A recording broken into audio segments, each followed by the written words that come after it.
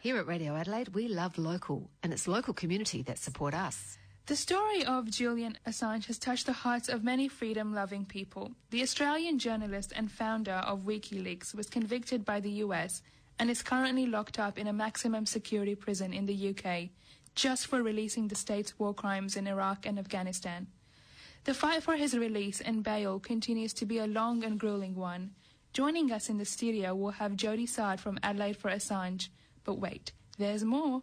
We'll also be having a very special phone call from John Shipton, Julian Assange's father.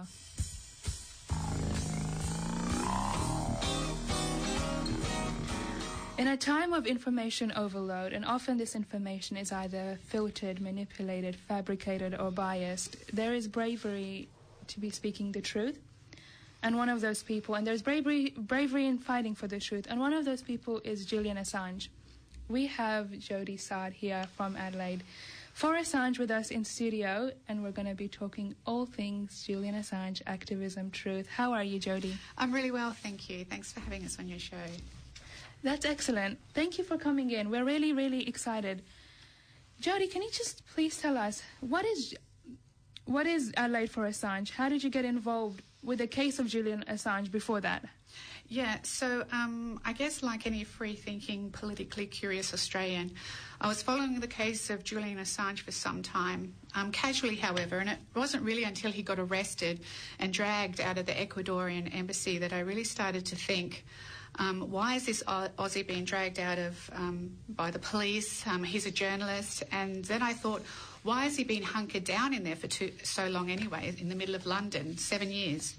And then, of course, the questions come. What is the Australian government doing about it? Why are they taking so long? And how in the hell do they think it's acceptable to treat humans like this in our Western democracy? I guess this kind of democracy, I think we shouldn't champion this kind of democracy, as it's not a healthy society, one where you are hounded and arbitrarily detained by governments when you have exposed their wrongdoings. So if you start to investigate the case of Julian Assange, you quickly find that there is a lot more going on, and there's a lot more that the world isn't being told. And then it comes to the question, why are governments trying so hard to silence Julian Assange?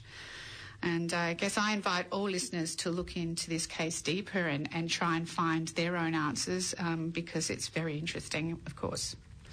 That's right. There's a lot more going on that we were never told. And that's exactly Julian Assange's story of why he was asking the same question when he released all those files on WikiLeaks. He was the one questioning the government, and there is so much bravery and respect to that. It's such a shame.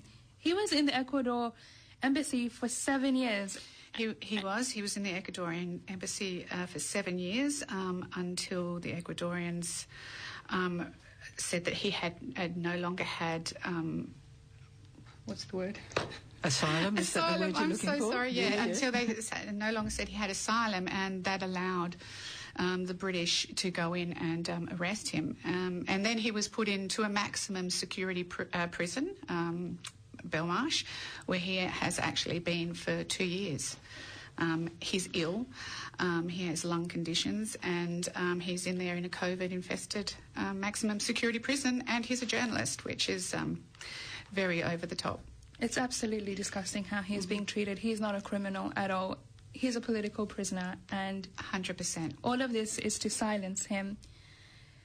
It's clear that issues of human rights and integrity and protection of journalists and to lawfully arrest someone or not arrest someone is important to you. Are there any other reasons that this issue has touched your heart and you've been involved with his case? Well, the case of Julian Assange, I mean, it's like once you start to read and investigate more and more what has been going on with him, I mean, it's really hard not to be drawn into the personal sort of sacrifices that this man has made. And when you're talking about a journalist, a publisher of factual documents, so I think it's like something like 10 million factual documents he's released, none of them have had to be redacted. Now, not many corporate media can even say that. So this is he has a lot of integrity. WikiLeaks has a lot of integrity. But I think for me, it was the pain behind the actual job. He is a journalist, so then you think, why have they got a journalist in a maximum security prison? And his family, he's got 2 young children. So it's the actual pain and suffering that this man has had to go through for his job, just because he had exposed US war crimes and embarrassed a lot of high people in politics. That's right. It's almost, he is the victim now of the war crimes he has exposed. Oh, completely. They're putting him through what they've put the victims of these wars in Iraq and Afghanistan Absolutely. have put through. He is a political prisoner, first and foremost. I think that's the one thing that most people really need to understand. It doesn't matter how you feel about the man, the works. What we really need to address is that he is a political prisoner. And if he is a political prisoner, then he should not be put in this sort of situation at all. Our government should be doing far, far more, and they've sat on this for so long. He is a political prisoner, and therefore he really should be treated like one, and he should not be in a maximum security prison in Belmarsh in London, that's for sure. I wish that he wouldn't even be a political prisoner. He would just be a free man walking around doing his job. In fact, with awards, because of his high achievements and what he has done. He's done a service. So you're with Adelaide for Assange, a group here in Adelaide fighting for Assange. Yes, that's Tell correct. us more about this group. How did it start? What does it mean? Well, Adelaide for Assange is a group of like-minded people that are passionate about raising awareness and ultimately trying to secure freedom for multi-award-winning publisher Julian Assange, of course. We try to supply relevant information, direct people that are interested in different documentations. We have a social media presence across Facebook, Instagram and Twitter. We work with other like-minded groups within Australia and international. And internationally, one of them would be Australians for Assange, that are very active in this space as well. It's really about trying to highlight the plight of Julian Assange, trying to break it down into bite-sized educational pieces for people to actually latch onto and to do their own investigations, I guess, and somewhere where they can find some truthful information in regards to Julian Assange as well. Yeah, you know, these things are so important to happen, and I'm glad that Adelaide has something based.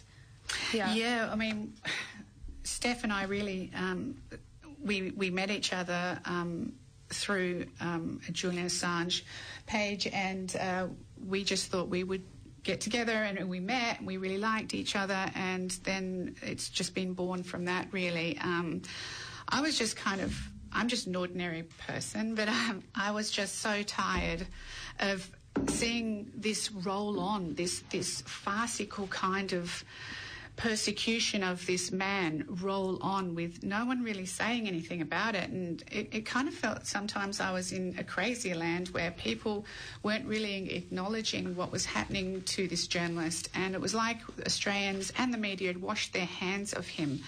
And to think that he's sitting, suffering in a maximum security prison and not even being reassured with the support of his own country when he's an award-winning journalist. So that's how we're very passionate about that, and that's how we got started. You know, these feelings of distress you're describing, I can only imagine what Julian went through when he discovered these heinous war crimes that were committed on people, and then the victims of these war crimes. What are some of the action-based works that Adelaide for Assange has done? I know that you guys have done a few protests. Yeah, so the ways we would like to get people engaged as well is that we would like to invite more people to come out to some of our rallies. We have meetings of like-minded people as well. So it's more about a call to arms.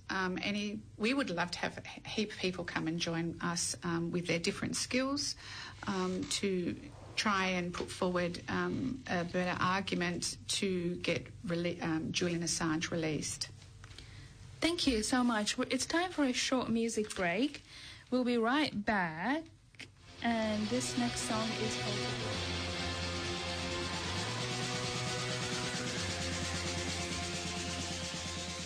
You are listening to Pack Lunch, and today's show is a very good one.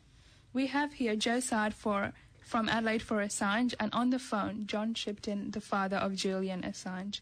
Before we go to John, Joe, can you please answer us? Where is the trial of Julian Assange at currently? What's happening to him? Well, as far as I'm aware, obviously, John might have a little bit more information, but Julian has been in arbitrary detention now for 10 years, as we spoke about a little bit before. He spent the last 2 years in London, maximum security prison Belmarsh, mainly in solitary confinement and restricted massively because, of course, of COVID-19 as well. So this case is currently sitting with the High Court to determine if they're going to go ahead with the US appeal. The Biden administration still wants to extradite Julian to the US.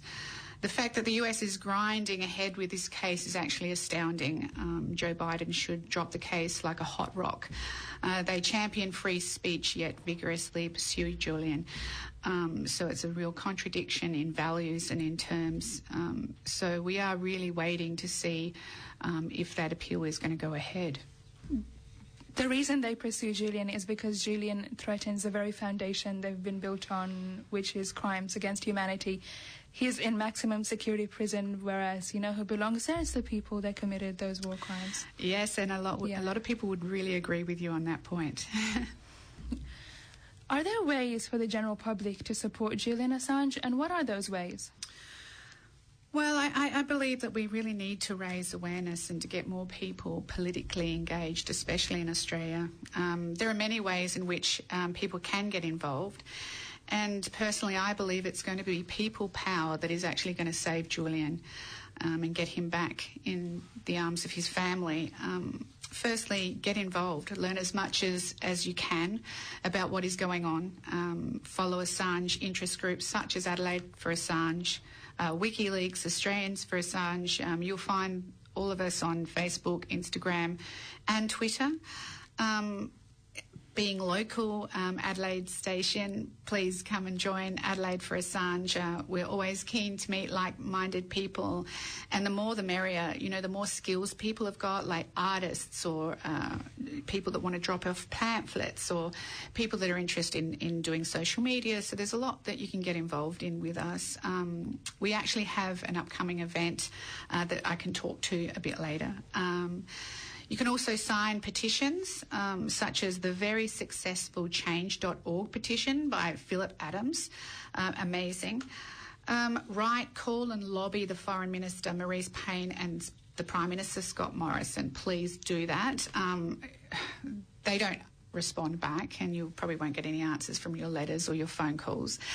But it's always good to get on that phone just so they know that people are still very interested in this topic.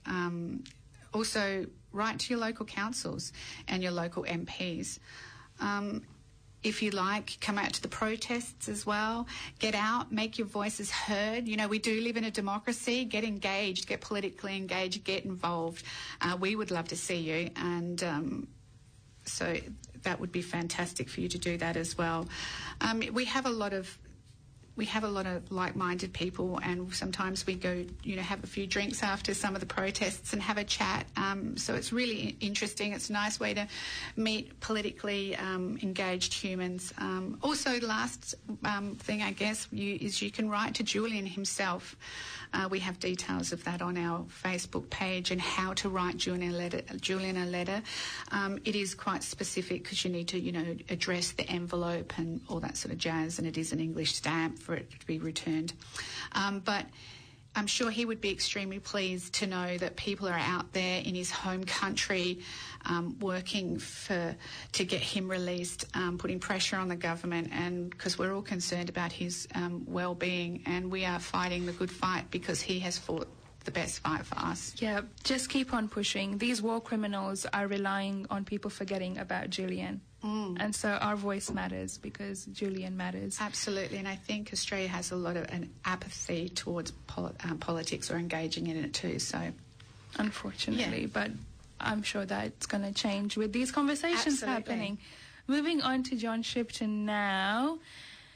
Hello, John. My name is Habiba. Hi, Habiba. How are you? How are you? Well, thank you. I'm in a meeting here in lovely Hobart today. A meeting for Julian with some Green parliamentarians who have been very, very supportive. I just note that we have 227 federal parliamentarians and 26 in the Assange group, which is a bit over 12%, and also a number of others who aren't in the group who are sympathetic. So this is a substantial thing, and it only comes about, Habina,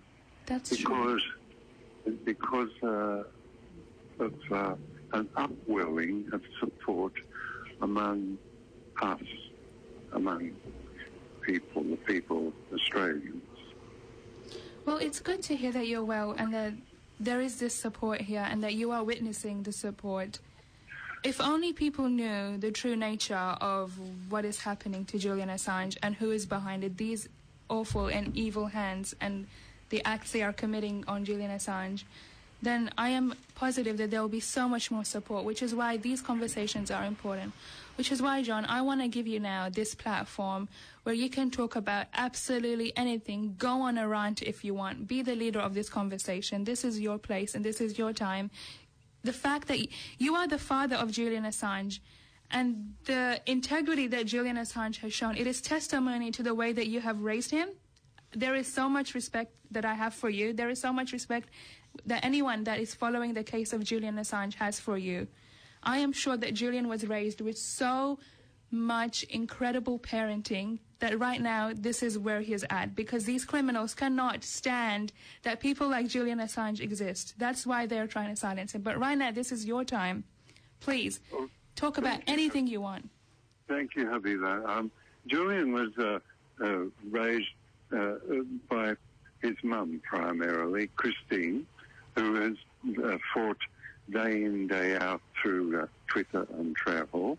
Can't travel anymore, however, it continues the fight for these 11 and a bit years.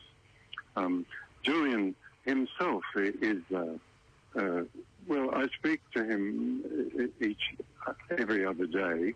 The jail under COVID lockdown allows the prisoners more access to telephony so that they can have a 10-minute phone call and then it's cut off. So it's guillotined at 10 minutes and then they have to wait a period before they can make the next phone call. So that's Julian's contact with the outside world.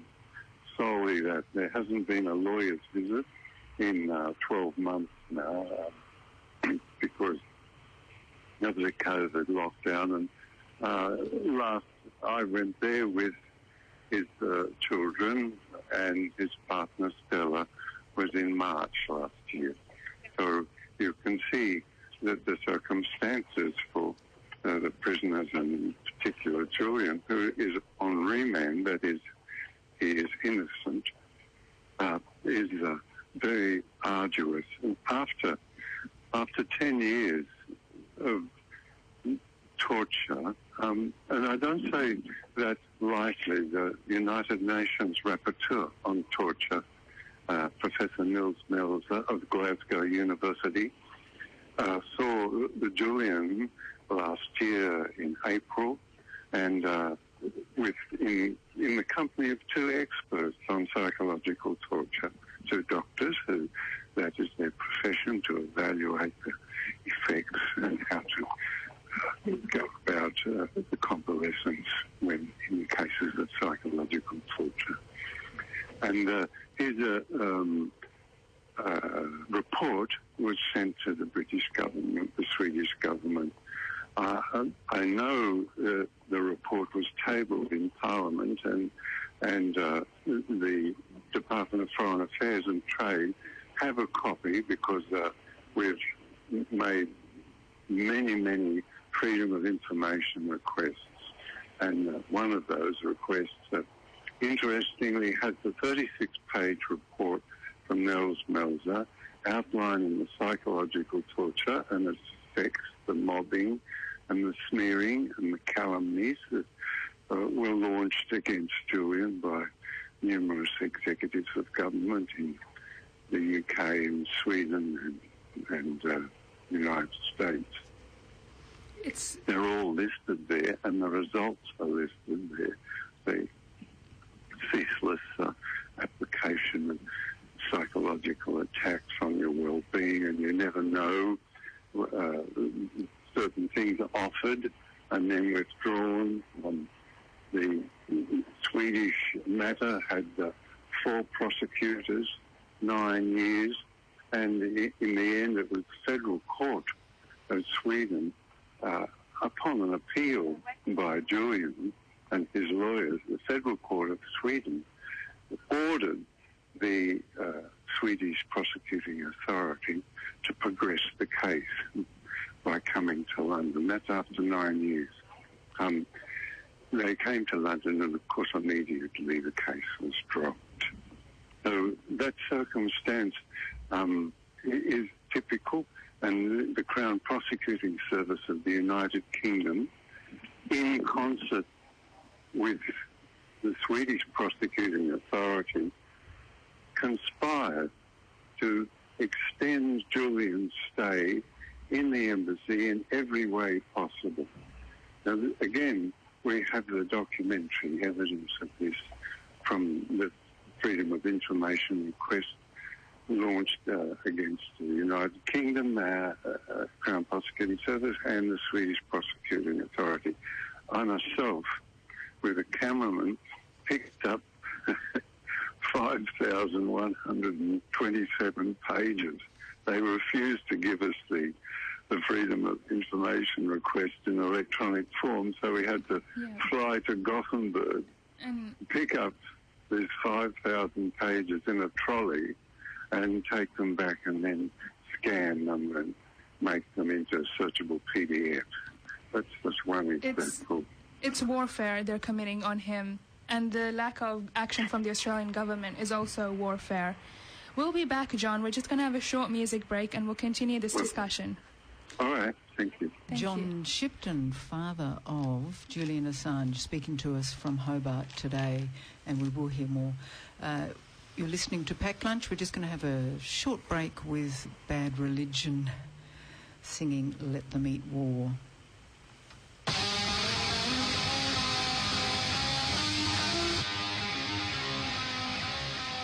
Back to you, Habiba, and our guests. Yes, at the final stage of our interview, we have Jodie Saad from Adelaide for Assange, and we have on the phone from all the way from Hobart, John Shipton, the father of the legend Julian Assange.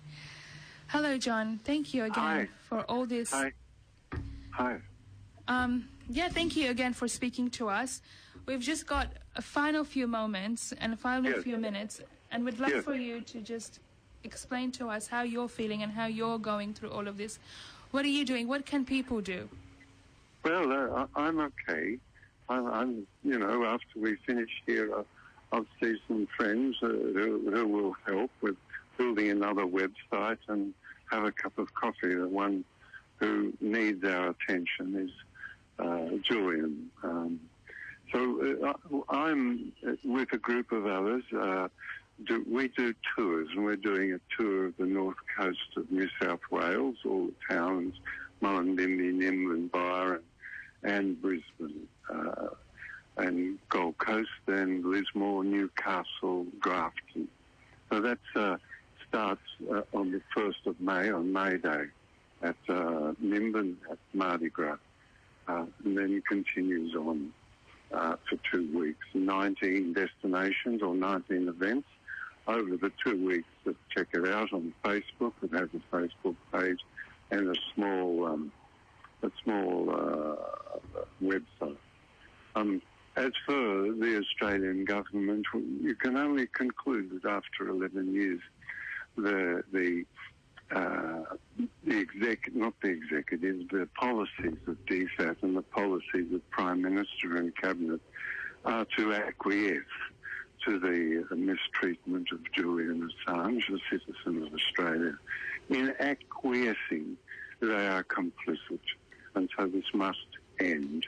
No, the policymakers in the departments, the Prime Minister and Cabinet, face the fact that their worldwide standing in international forums has constantly declined over the treatment of Julian, because they have no independent standing as a sovereign nation.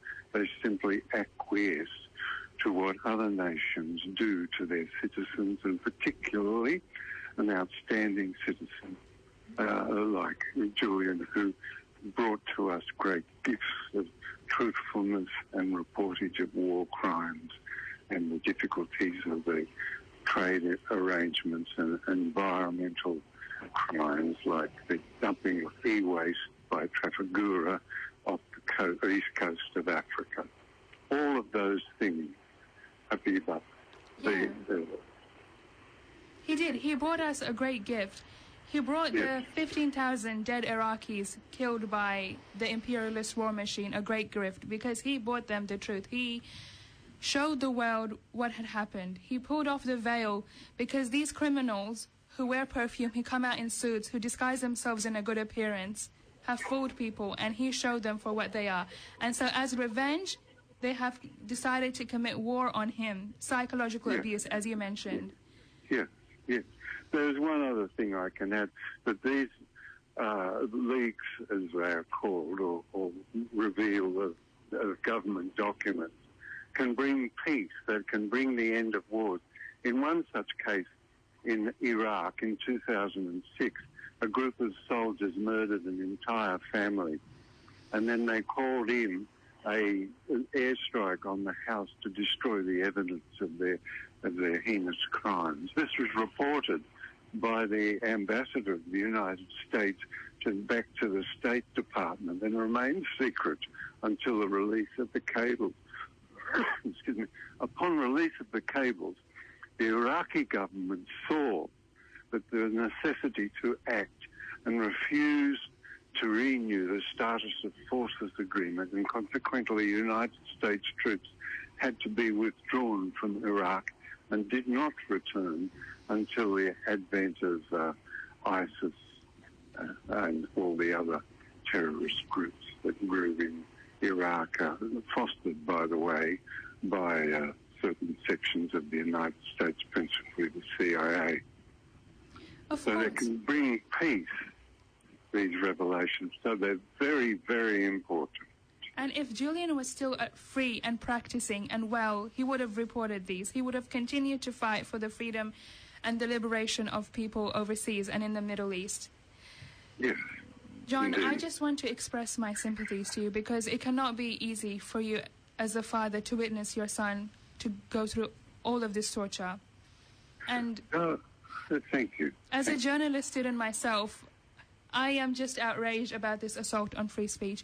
John, we would love to have you back on Radio Adelaide Pack Lunch. Unfortunately, this is the time that we have for today. Right now, absolutely, we're going to have you back. We're going to talk more on this. No one is going to give up on Julian. We will continue to fight, and I hope that this provides some sort of relief to your distress. Thank you, Habiba. More strength to your elbow. Thank you. Thank you so much, John. Take care of yourself, please. Okay. Everything will be okay.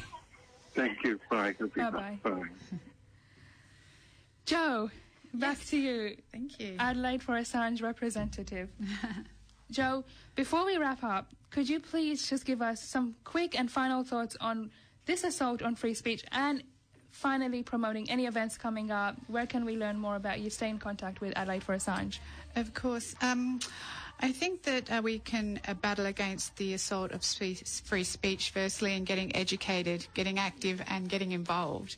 People must become more interested in and engage politically, especially in Australia. We have to stand up and assert our rights before they are all taken away. Aussie apathy makes it far too easy for our politicians to get away with far too much. And if we lose the case for Julian, then we're in grave danger for further depletion of our own freedom of speech, the erosion of our own privacy, and our right to know what our government is doing in our name. Think about it. If you're allowing any country to go across international boundaries to extradite journalists because they published something they didn't like, where does it stop? Essentially, you are opening up journalists as being prosecuted from anywhere by any government at any time, and it just doesn't make any sense. In addition to this, I think the government agencies have lost their way. The government has to serve the people and not the people working for the government or to answer to it. We're a great country with some great people. We just need to help each other. That's the Aussie way. The Anzac spirit should be something we aspire to. We all need to do our part, even if it is just 20% more than we did yesterday. And I know, Jo, you've got something that you want to promote on air too? Oh, yeah. So if anyone would like to have a little bit more information, would like to have a conversation, would like to write to us, please go onto Facebook. You can find us on Facebook, Twitter and Instagram at Adelaide for Assange. Alternatively, please email us at adelaideforassange@gmail.com. We do have an event coming up on Sunday, the 2nd of May. We will put all the details of that event on our Facebook, and we will send an email to you. If you send your email address through to us, we would love to meet you. Like-minded people doing something really good for another Aussie. It's time to bring him home because we have had enough. Thank you, Jodie. Like Julian, let's challenge the capitalist imperialist war machine. And stay with us on Radio Adelaide for Festival City, our arts and culture program. Elise will be speaking today to a music producer and a mystery guest. Take care of yourselves and our planets. Smash the state. We'll be back next Monday at noon. And the song we'll leave you with comes from the great team of Spinifex Gum. Here is Sisters featuring Malia.